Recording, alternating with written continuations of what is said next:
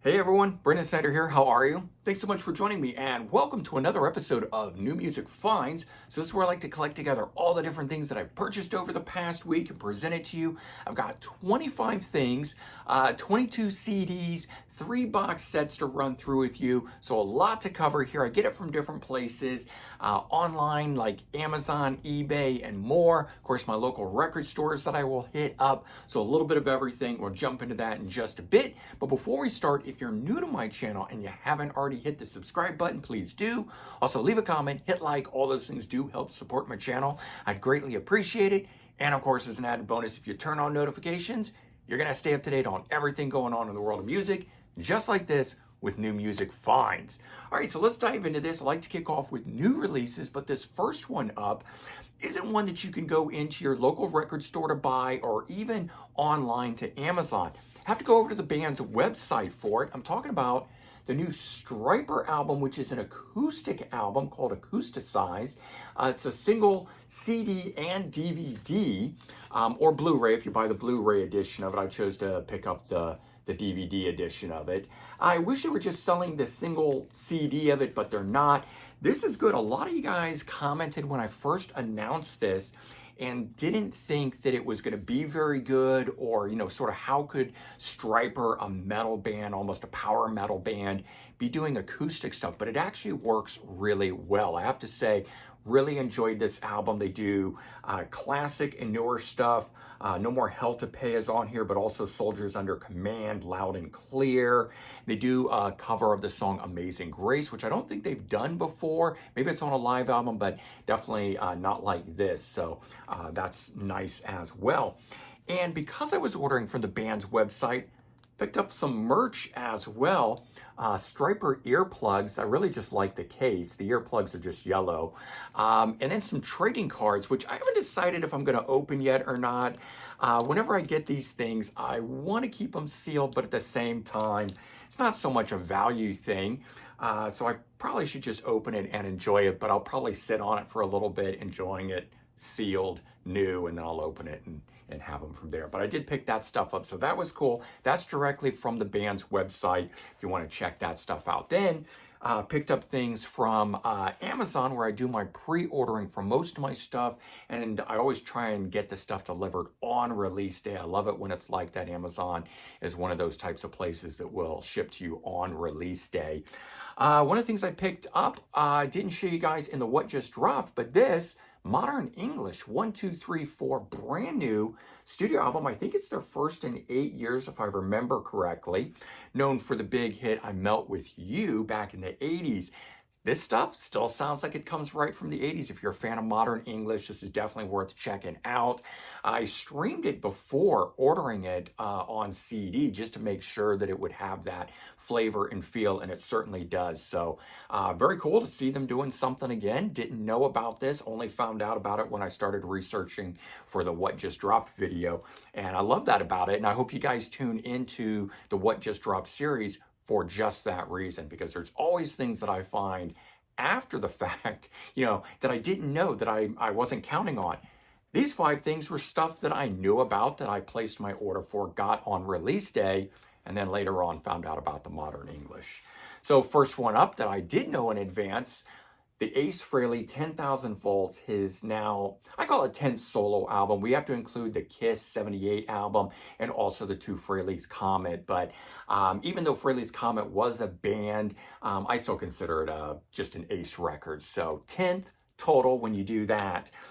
This one is an interesting one because it has Steve Brown of Trickster and his newer project Tokyo Motor Fist collaborating with him, co-writing, playing, producing. So the album itself has a much more melodic rock feel to it, like Tokyo Motor Fist, down that road of the Danger Danger style sound.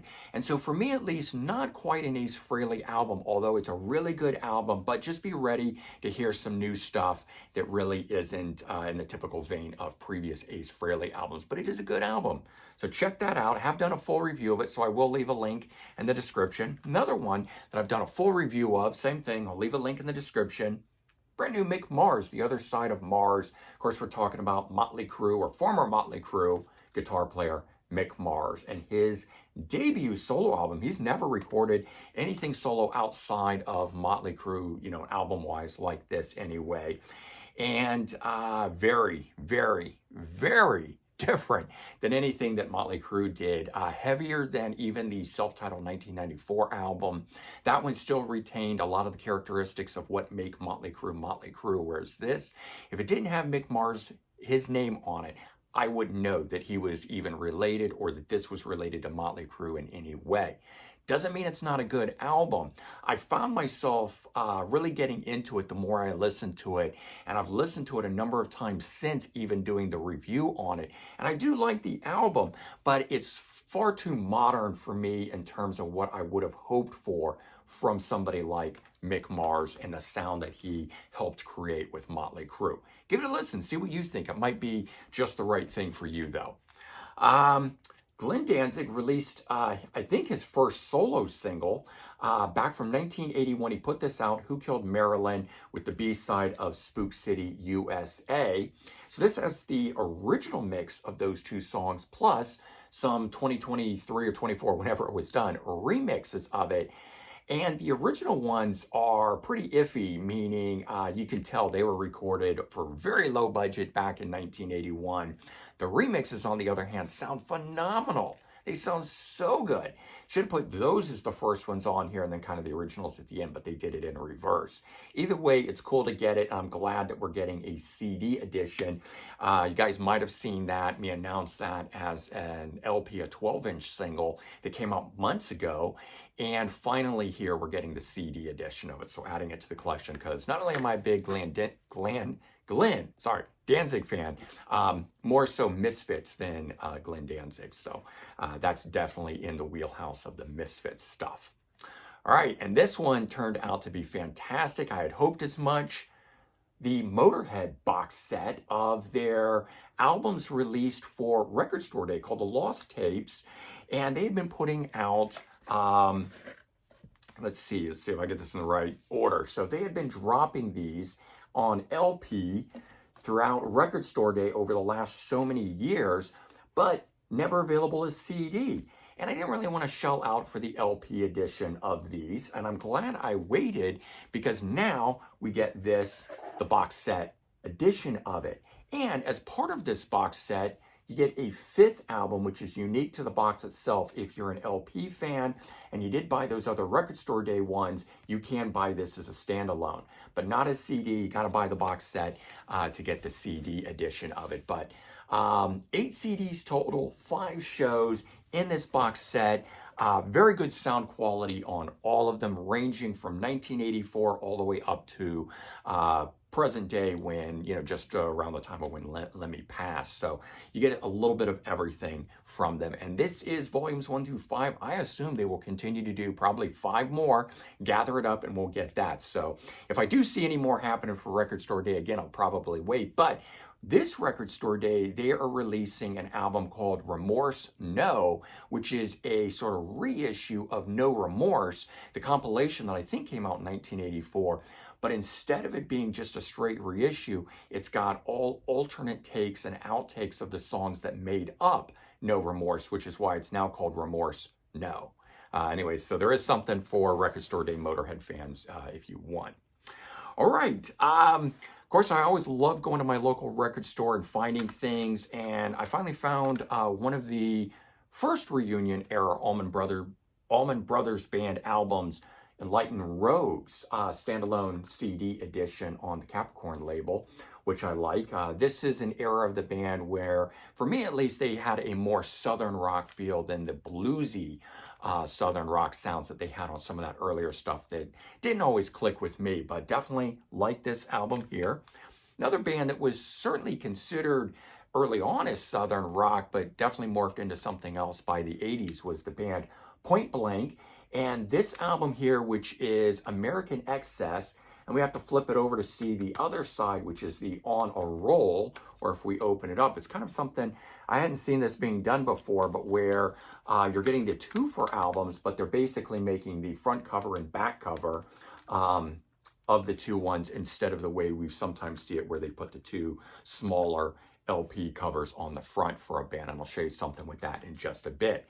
But if you dig the 1980s sound, then these two albums here are really good.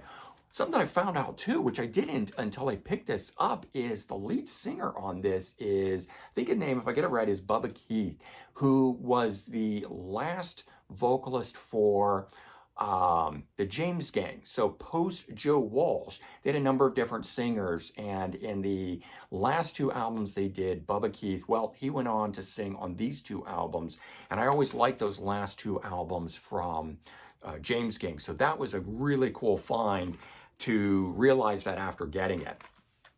Just took a total chance on this, and it turned out to be great.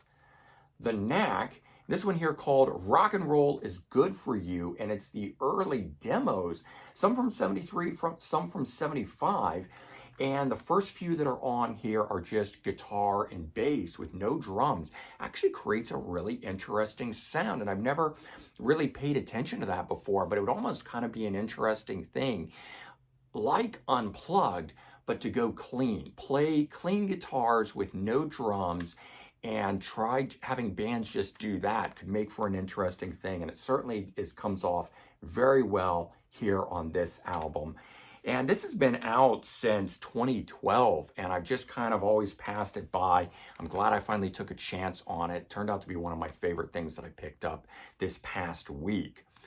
And then from previous week, if you saw that I had picked up some stuff from another record store that I go to in Princeton, a Robert Berry solo album, Robert Berry being from the band 3 that had Keith Emerson and Carl Palmer in it, I found this Robert Berry compilation album from Magna Carta label. So it has some of his solo stuff on it, but it's also got covers and things. So tribute albums and stuff. This, he had done songs for Yes and Rush and ELP tributes and stuff like that. So they collect it all up here.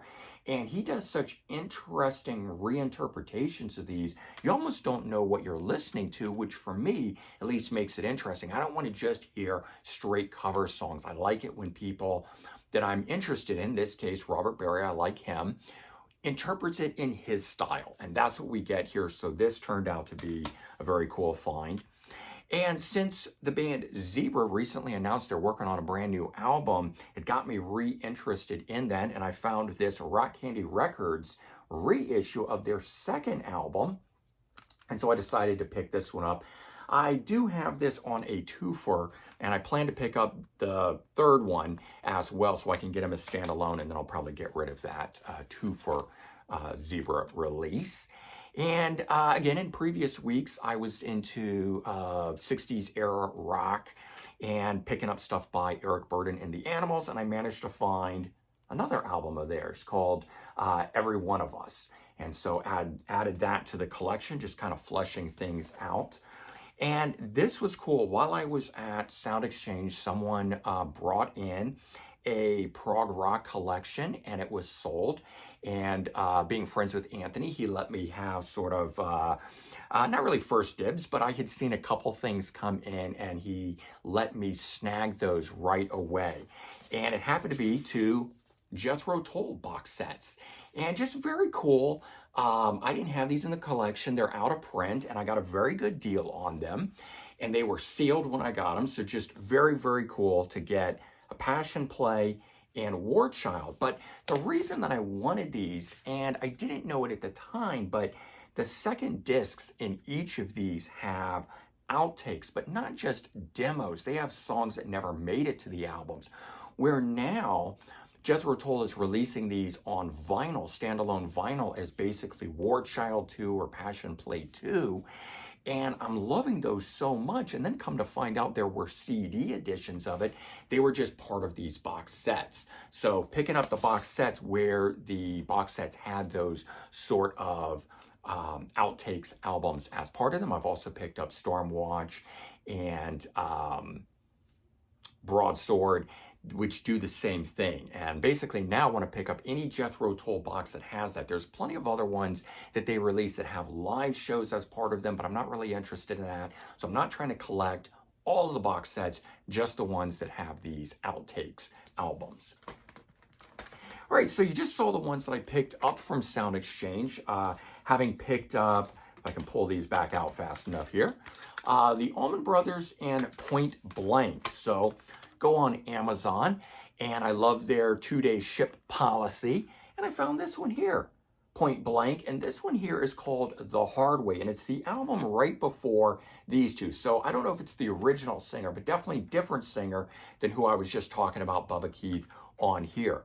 But this is one of those Universal Japan reissues. It's a domestic release, meaning US, and it is US priced at $14.99, so it's not the $30 cost of a Japanese import, but yet it's actually a Japanese release, and it comes with the Japanese, booklet and all that sort of stuff with it as well. And these are available. You can just actually go on Amazon and check for Universal Japan CD, and actually all these will pull up for you.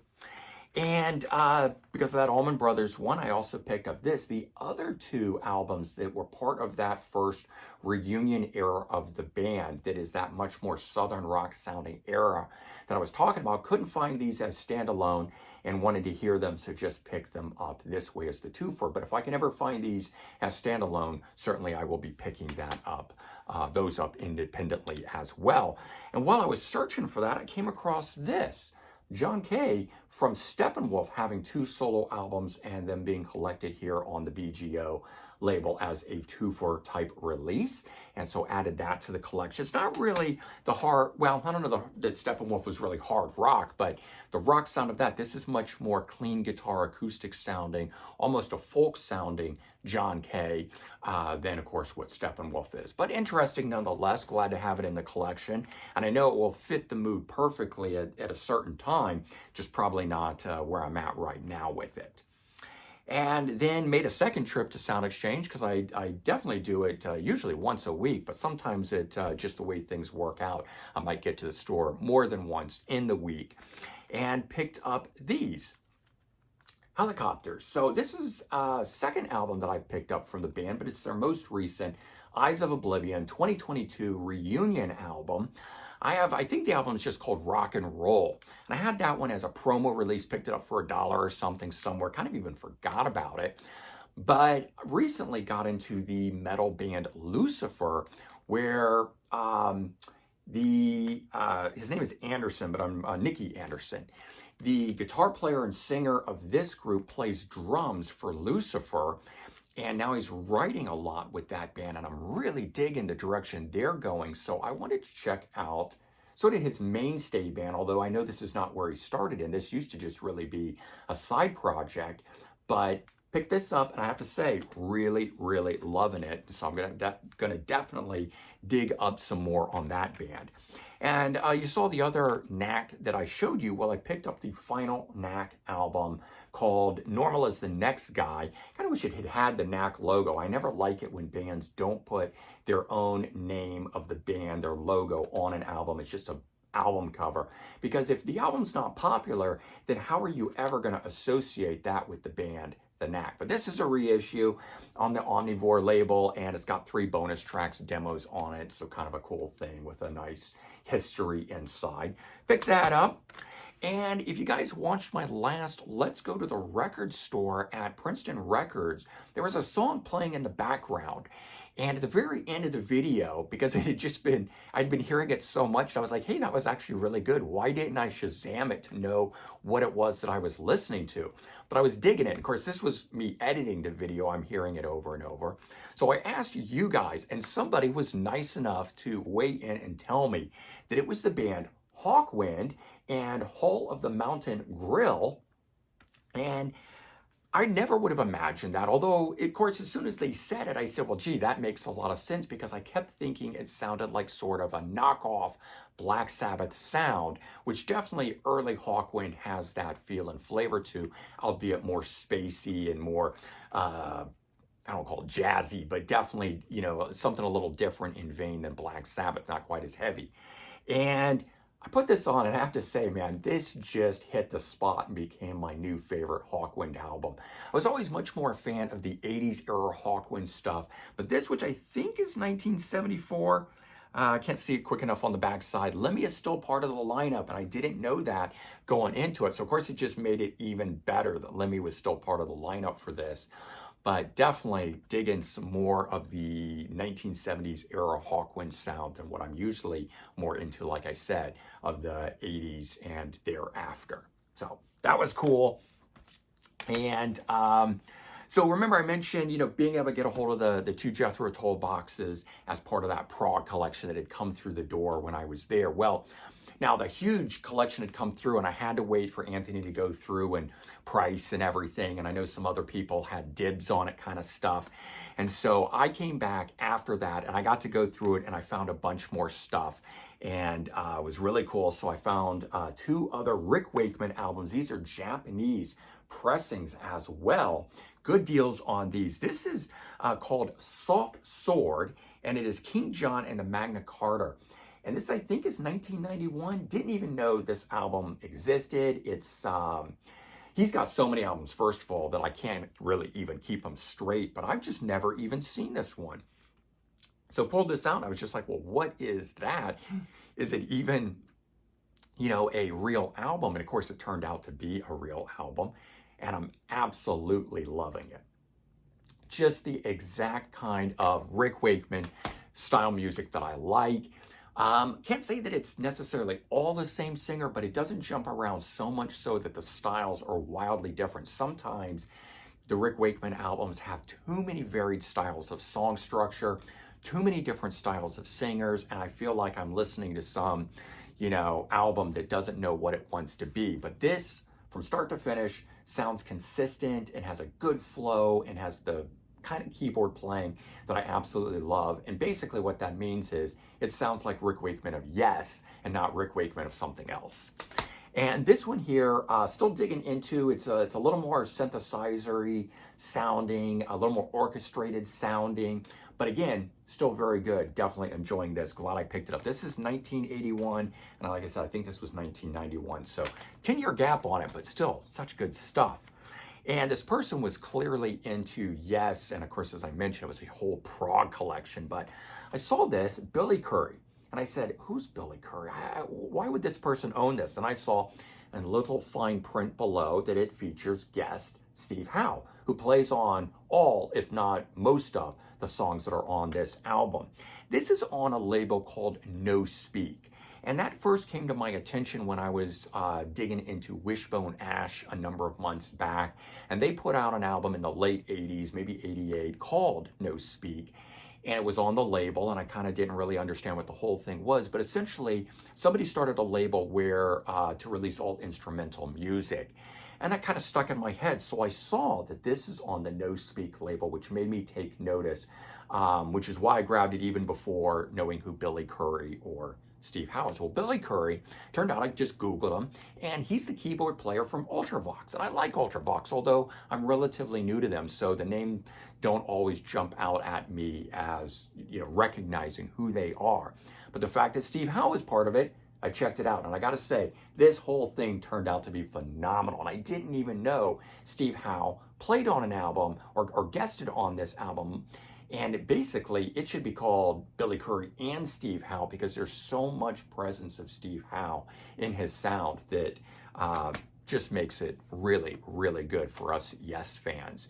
And also on that No Speak label, I found Guitar Speak, a compilation album that has Alvin Lee, Randy California, Eric Johnson, this is 1988 by the way, Leslie West of Mountain, Ronnie Montrose, Steve Howe of Yes, we have Phil Manzanera, Rick Derringer, Steve Hunter, and many others on here. What's cool is they must have all been recorded by the same person or at the same studio, or I don't know, but the whole album has a consistent feel, which I really like. Although it's got the different artists doing it, and it's just great stuff. It's got to be one of my now favorite guitar instrumental albums, and I've got a number of them, but this one here isn't as dichotomistic as some of those are, because usually when you have artists that are that varied, the music can be all over the place, but this one is a very consistent feel to it, as though maybe they all kind of wrote in the same style, or because it's 1988, maybe they were just all writing in a similar style. I don't know. good stuff. If you like instrumental guitar, check this out, called Guitar Speak, on the No Speak label, which happens to be on the IRS Records label that distributed it.